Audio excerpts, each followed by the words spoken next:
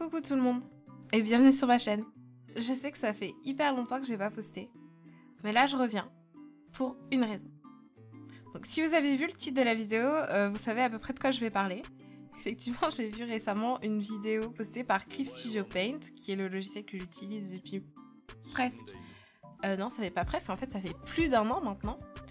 Et dans cette vidéo, j'ai vu des trucs que je pensais même pas possible en fait. Et je me suis dit, mais si moi, après un an d'utilisation, je découvre encore des trucs sur le logiciel, bah, je pense que tous les nouveaux arrivants, tous ceux qui vont décider d'acheter le logiciel, ils vont être encore plus perdus que moi. Bon, du coup, avant de décider de faire la vidéo, j'ai été moi-même regarder les tutoriels qui ont été tous d'ailleurs linkés sous la vidéo par les studios, merci à eux. Donc j'ai regardé les tutoriels et comment est-ce qu'ils utilisaient leur truc. Donc, le truc qui m'a le plus choqué, je crois, c'est quand il y a un mec qui fait des traits dans tous les sens, genre il fait des croix, bah là je vais vous montrer à l'écran, il fait des croix comme ça, puis après il passe une seconde sur le trait et ça nettoie le trait automatiquement quoi. Alors quand j'ai vu ça, moi j'étais en mode pardon, moi je peux faire ça? Et pourquoi on me l'a jamais dit? Donc je me suis dit bon, voilà. Et au final, faire ça c'est peut-être un tout petit peu plus technique que ça paraît, mais en vrai c'est assez cool. Du coup dans cette vidéo, je vais premièrement parler de ce que j'ai vu dans cette vidéo présentée par Cliff Studio, et secondement je vais parler de ce que moi j'utilise globalement, en gros, sans avoir besoin de voir la vidéo, voilà, ce que j'utilise depuis que j'ai le logiciel et comment j'ai appris à me simplifier la vie en utilisant Cliff Studio. Alors du coup, on va aborder le point numéro 1, donc correction et nettoyage de line. Donc première chose, c'est que pour faire ce genre de choses, il faut dessiner sur un calque vectoriel. Donc, j'ai créé un petit croquis rapidement pour pouvoir vous démontrer comment faire. Donc là, mon croquis est fait sur un calque normal. Alors, un calque vectoriel. Ici, vous avez l'option de créer un nouveau calque, donc un calque de pixelisation, ou alors un calque de vecteur. Donc là, c'est ce qu'on va devoir faire, calque de vecteur. Je saurais pas vous expliquer dans les détails la différence entre un calque de pixelisation et un calque de vecteur. Les vecteurs en soi c'est des lignes qui seront j'imagine enregistrées avec chaque point. Par exemple là si je prends mon outil crayon et que je fais... Ah bah si je dessine en blanc on risque pas de voir grand chose. Et que je fais une ligne avec l'outil crayon par exemple. Donc on a une ligne qui paraît aussi lambda que si je l'avais faite sur un calque normal. On est d'accord. Mais du coup, sur le calque vectoriel, ce que je vais pouvoir faire, c'est modifier ma ligne grâce à des points. Donc quand vous survolez... Alors, attends, avant de survoler, je vais vous montrer où c'est. Donc, tout en bas de votre barre d'outils, vous avez tout ce qui concerne les vecteurs. Donc, correcteur de line. Voilà. Et là, du coup, vous avez Control Point. Donc, c'est pour contrôler les points de votre ligne. Et quand vous survolez vos lignes, vous verrez qu'il y a plein de petits points comme ça, qui fait que vous pouvez modifier votre ligne carrément librement. Voilà. Donc beaucoup de logiciels ont l'option vectorielle. Moi j'ai connu Sai, je sais qu'avec Sai, on était très restreint sur le type de brush qu'on utilisait. Alors que sur Cliff Studio, vous pouvez utiliser n'importe quel brush et il y aura l'option vector avec. Par exemple là si j'utilise des fleurs, il me semble que vous pouvez corriger. Voilà. Je sais pas si vous voyez, là je modifie, voilà. Mais du coup, maintenant qu'on sait ça, enfin maintenant que je sais ça, je comprends un peu mieux comment ça marche. Vu que tous les points de votre ligne sont enregistrés. Hop, hop, quand vous faites ça, il y a des intersections qui seront enregistrées. Ce qui vous permettra, avec l'outil gomme, donc vous avez 3 gommes utilisables pour les vecteurs, donc vous avez Rough, Vector et Snap Eraser. Il me semble que celui qui a le truc de base, c'est le Snap Eraser, et s'il ne l'a pas, il faut regarder en bas. Donc vous avez gomme de vecteur, donc voilà, il faut l'activer. Et ensuite vous avez 3 options, donc partie en contact, c'est-à-dire la partie que vous touchez avec votre stylo. Attendez, mais si je le prends pas, hop là, pardon. Donc si vous sélectionnez partie en contact, ce sera la partie que vous touchez avec votre stylo, donc comme ça, donc comme une gomme lambda. Ensuite vous avez donc effacer jusqu'à l'intersection, donc ça va effacer jusqu'à l'intersection. Ce qui explique pourquoi c'est aussi simple d'effacer du coup. Et ensuite, vous avez une dernière option qui est effacer la ligne, du coup, toute la ligne. Donc dès que vous avez une ligne, si vous la voulez pas, hop, elle disparaît. Peu importe la forme qu'elle a. Voilà. Du coup, c'est à peu près comme ça que va marcher la gomme. Je vais vous le montrer sur un line art. J'ai fait un petit croquis très rapidement pour illustrer, on va dire. Donc voilà.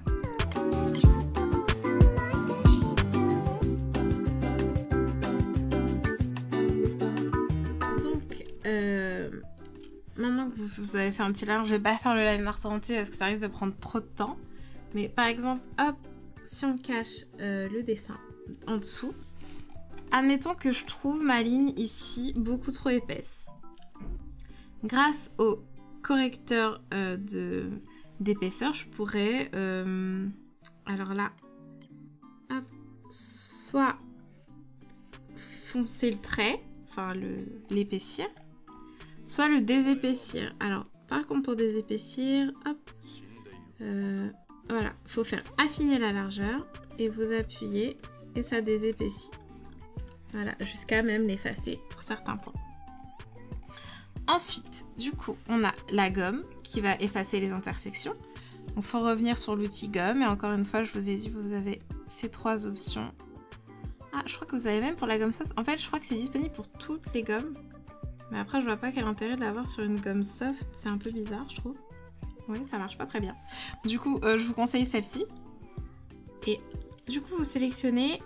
pas toute la ligne, juste l'intersection, jusqu'à l'intersection. Et là, hop, ça va vous nettoyer votre line art très facilement. Et même ici, si vous voulez que ce soit un seul bout, voilà. Et je trouve que le rendu est assez naturel, assez cool en vrai. C'est vraiment pas mal leur outil. Donc voilà, pour le premier point, c'est tout ce que je voulais montrer. Si vous avez besoin que j'aille un peu plus en profondeur pour ce point, faudra me le dire, mais voilà. Alors maintenant, du coup, on va aborder le second point. Donc qui sera maintenir et glisser pour colorer. Donc dans la vidéo, on voit la personne prendre l'outil seau et simplement glisser sur la zone qu'il souhaite colorer et tout va se remplir automatiquement, quoi. Donc moi je me suis dit mais c'est hyper rapide et hyper pratique. Et du coup effectivement donc pour cette illustration, celle-ci, c'est ce que j'ai utilisé pour colorer et c'est vraiment hyper pratique et rapide. Alors pour ceux qui auraient déjà vu mon tutoriel Paint Toolside, il y a une chose que je fais toujours, peu importe le logiciel. Quand je fais un line art, donc un ancrage, je définis toujours l'ancrage comme référence. Alors quand vous définissez un calque comme référence, donc avec ça, hop là, vous avez définir comme calque de référence. Peu importe sur quel calque vous vous trouvez, donc ça se trouve vous pouvez être sur le calque tout en haut ici. Si vous utilisez l'outil sélection avec comme référence le calque de référence justement, donc ça vous pouvez le modifier hop, ici. Quand vous voyez référence multiple, vous avez ici calque de référence. Et bien là, hop, quand je sélectionne, ça me sélectionnera que sur le line art. Alors que pourtant, le line art, il est sur une ligne, enfin sur un calque carrément différent. Le line art, il est là. Là, je suis sur ce calque. Par exemple, si je décide de mettre, hop, quelque chose comme ça, et que je sélectionne, et ben ça va prendre en compte seulement le calque de référence, et pas les traits que j'ai créés plus tôt. Je vous expliquerai un peu plus tard pourquoi ce sera vraiment utile la référence, mais pour tout. Mais là, on va juste parler du coup de ce qui a été démontré dans la vidéo, c'est-à-dire colorer avec le seau notre line art. Donc pour faire ça, c'est vraiment très très important d'avoir mis le line art, l'ancrage en calque de référence. Donc vous allez sur un calque qui se trouve en dessous du line. Donc un calque qui est bien en dessous. Vous prenez votre outil seau, fil, voilà. Alors vous avez Refer to Reference. Normalement je crois qu'il est mis de base, je me souviens pas du tout l'avoir mis. Donc je pense qu'il est de base dedans, surtout si le nom est en anglais. Et du coup, là ce seau il va déjà se référer à votre référence. Donc ça vous n'aurez même pas besoin de le configurer, normalement ça marche déjà comme ça. Vous appuyez dans la zone que vous souhaitez colorer et là vous glissez, tout simplement. Donc, comme ça a été démontré dans la vidéo, c'est aussi simple. Après, le remplissage va vraiment dépendre de votre line art. Donc à quel point il est propre, à quel point les lignes sont fermées. Vous avez moyen avec les réglages de faire en sorte que certaines choses soient plus prises en compte que d'autres. Hop. Ou que ça se ferme mieux que d'autres. Par exemple, là, si vous augmentez la merge de couleur, ça va... C'est un peu bizarre comment ça fonctionne, mais ça va en gros ignorer quelques pixels. Du coup, il faut pas trop la monter. Mise à l'échelle de la zone, ça c'est, je crois que ça prend un peu plus de pixels autour. Et voilà. Et du coup, on va continuer sur cette lancée parce que grâce à leur vidéo, j'ai appris, enfin j'ai découvert un nouvel outil qui permet en fait de remplir les zones oubliées par le seau. Par exemple, là, quand je passe au-dessus, ça les remplit. Alors, je vous avoue que j'ai pas encore dressé l'outil, donc je ne comprends pas encore tout comment il marche, mais je pense que ça ne saurait tarder. Peut-être si je baisse la merge de la couleur, j'essaie de comprendre, hein. Tout comme vous. Peut-être que si je me réfère au line art, ça marchera mieux. Non, je ne pense pas. Hop. Mais oui, du coup, ça permet de refermer certaines zones qui auraient été oubliées. Bon, ça se voit très peu. Alors, j'ai trouvé ça hyper utile, mais j'aimerais beaucoup comprendre comment il marche, parce que des fois, ça marche, des fois, ça ne marche pas. Je ne sais pas trop comment ça fonctionne. Par exemple, là, ça... Ah, bah voilà. Là, ça marche. Voilà. Peut-être qu'il faut... Hop. Ah oui, il faut bien y aller, en fait, avec le pinceau. Bon, bah, je découvre avec vous, du coup, pour cet outil, comment le faire marcher plus utilement. Mais bon, c'est pas forcément le plus évident, mais ça reste pratique pour certains trucs. Voilà. Alors, avant de passer à autre chose, je vais quand même finir de colorer avec l'outil pour vous démontrer à quel point il peut s'avérer efficace. Donc là, par exemple, je prends une couleur de peau. Hop, hop, hop, hop, hop. Je clique là où je veux que la peau se trouve. Où je reste maintenue. Moi, je veux cliquer, mais en fait, vous pouvez carrément rester maintenu. Maintenu, oui, pardon. Vous pouvez garder maintenu l'outil pour juste glisser sur les zones qui vous intéressent. Hop, par exemple. On va reprendre les cheveux comme ils étaient avant. Hop, voilà. Il y a une petite chose qu'il faudrait modifier pour que ce soit vraiment optimisé, on va dire. C'est que ici, vous avez fermeture de l'écart. C'est-à-dire que, en gros, par exemple, là, vous voyez, mes lignes ne se touchent pas. Mais le seau va considérer cette ligne fermée quand même, malgré tout. Par exemple, si je mets ça, hop, dans l'œil, bah ça va rester à peu près dans les yeux parce que faut bien dire que c'est un logiciel, il peut pas tout comprendre tout seul. Mais après, j'aurais juste à prendre mon pinceau pour corriger. Hop, voilà. Mais en gros, il faudrait que votre fermeture d'écart, si vous décidez d'utiliser cet outil, soit plus que ça. Donc en fait, là, techniquement, quand vous allez tout au bout, ça vous met à 20. Et moi, je l'ai mis à 40 pour être sûr, en fait. Par exemple, là, vous voyez que sur la bouche de mon personnage, les lignes ne se touchent pas. Mais comme j'ai mis la fermeture d'écart à 40, bah, ça va considérer mes lignes comme fermées. Et du coup, ça va à peu près bien se mettre. Et j'aurais juste à faire un trait de correction, par exemple. Bon, les couleurs sont horribles, hein, j'ai un peu pris n'importe quoi pour démontrer, mais voilà. Et hop, juste, je fais le maillot de bain. Oups, non, pas le bon outil. Donc hop, je fais le maillot de bain et vous glissez et vous colorez là où ça vous plaît. Et pas autant. Ça, moi, je préfère cliquer parce que je me dis que, hop, si vous faites une petite erreur. Par exemple, là, la fermeture d'écart est même pas considérée. C'est dommage. Mais voilà, là, vous devrez le faire manuellement si vous voulez que ce soit rempli. Et du coup, ensuite, vous avez le fil, hop. Et là, ça va remplir les zones oubliées par votre seau. Voilà. Donc, je pense que tout ça, c'est très utile pour faire votre colorisation en un clin d'œil. Mais voilà, du coup, le point de maintenir et glisser, je pense que là, c'est compris. Si vous avez des questions, si j'ai mal expliqué un truc, n'hésitez pas à me les dire en commentaire pour que je clarifie. Parce que des fois, je sais que quand je parle, je m'emporte, je vais carrément autre part, mais voilà. Du coup, on va passer au dernier point. J'utilise la même illustration pour faire ça. Je vais juste, attendez, ranger mon calque qui me sert à rien. Voilà. Donc, le dernier point, la colorisation automatique. Donc, c'est un outil qui est assez cool. Il peut s'avérer utile, mais les couleurs ne seront jamais remplies. C'est pas des aplats qui seront genre vraiment à plat comme ce que j'ai fait plus tôt. Ça va faire pas mal de de dégradé en fait de couleurs, ce qui peut être très joli, ça peut ajouter genre une touche vraiment très jolie à l'illustration. J'ai fait une illustration il y a quelques temps en utilisant principalement cet outil, je vous la mettrai sur le... dans la vidéo, je la mettrai sur l'écran. Mais du coup, pour l'utiliser, déjà, ce qui me dérange avec cet outil, c'est que pour coloriser, en fait, il faudra tout sur le même calque, en fait. C'est vraiment dommage, je trouve. Mais du coup, voilà. Donc vous avez votre line art qui, encore une fois, faudra le mettre en référence, c'est très important. En fait, pour la plupart des choses automatiques, il faudra toujours un calque de référence.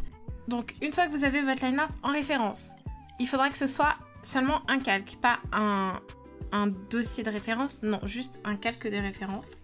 Donc je vous conseille de faire un copier-coller, on ne sait jamais. Donc moi là, vous voyez, j'ai copié-collé mon line art. On n'en garde qu'un seul en référence, voilà. Je le sors du petit dossier. Alors, une fois que vous avez posé vos aplats et que vous vous êtes bien assuré qu'il n'y a qu'un seul calque qui est calque de référence, vous allez dans Édition, Colorisation, et ensuite, je vous conseille de faire utilisation des paramètres plus avancés, parce que colorisation totale, ça fait vraiment un truc bizarre.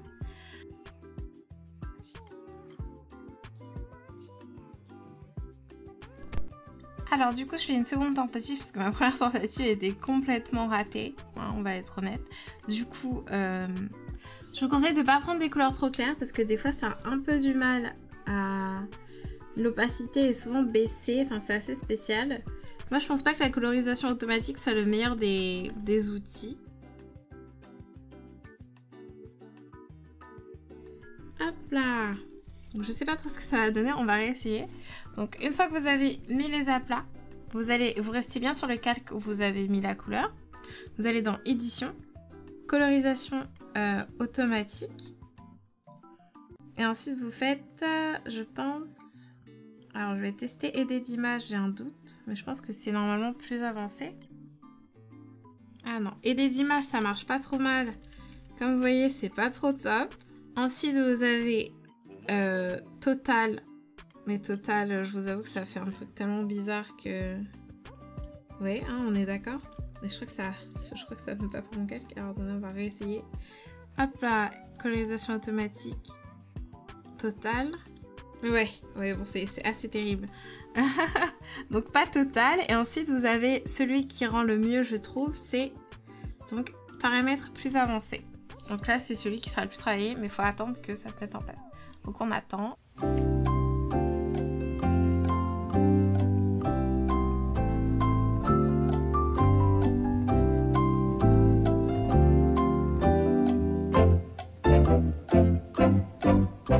Voilà, une fois que vous avez attendu, là vous avez quelque chose déjà d'un petit peu mieux. Après, je vous avoue que pour les réglages de la colorisation, je ne saurais pas vous conseiller. Parce que pour moi, c'est un outil qui peut être drôle pour certaines illustrations.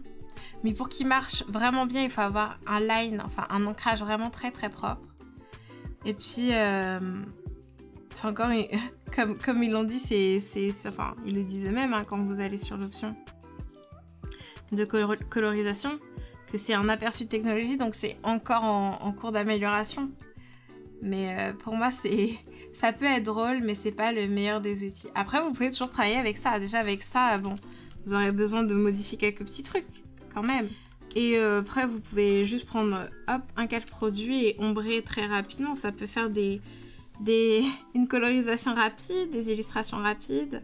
Mais honnêtement, globalement, je pense pas que l'outil va être tant le coup que ça.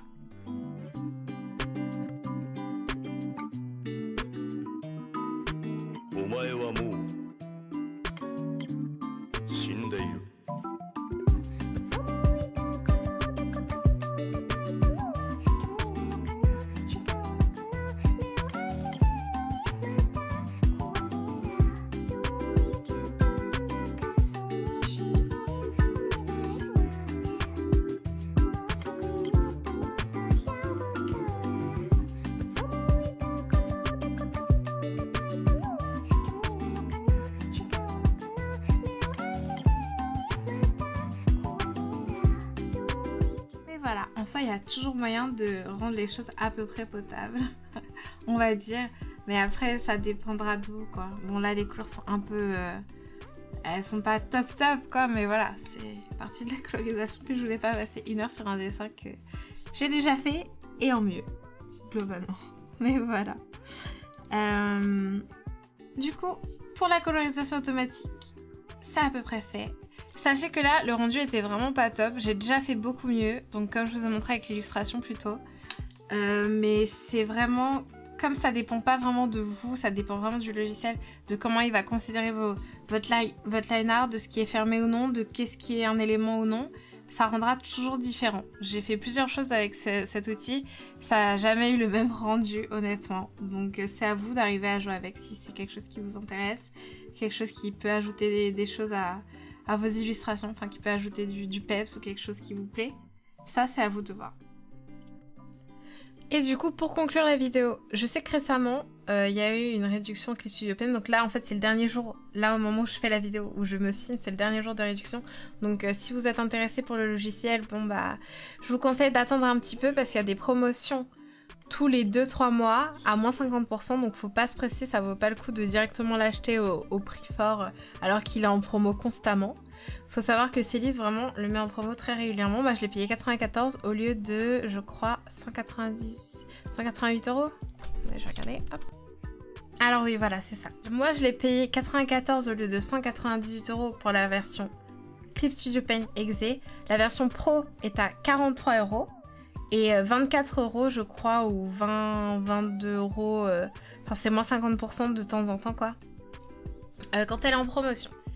Mais voilà, du coup, bah, j'espère que la vidéo a pu vous aider, au moins à clarifier ce qui était dans la vidéo, parce que je me dis que c'est une vidéo de publicité, mais que tout ce qui a été présenté, moi, je connaissais pas, donc je me suis dit que j'allais au moins l'éclairer pour certaines personnes, puis ça vous a peut-être aidé à avoir des choses, enfin, à découvrir des choses qui peuvent être hyper utiles pour faciliter vos illustrations.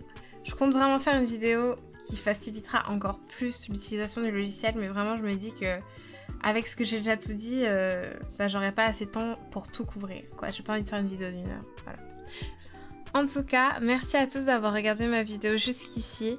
Si ça a pu vous aider, bah, je vous conseille de mettre un petit pouce vers le haut ou un pouce vers le bas si ça vous a pas aidé, peu importe. Et si vous avez quelconque question, n'hésitez vraiment pas à me la poser en commentaire. Et si vous voulez voir plus de contenu de ce que je fais, bah, en barre d'infos, il y a tous mes autres réseaux sociaux. Ou simplement, bah, vous pouvez vous abonner. Merci beaucoup et à la prochaine.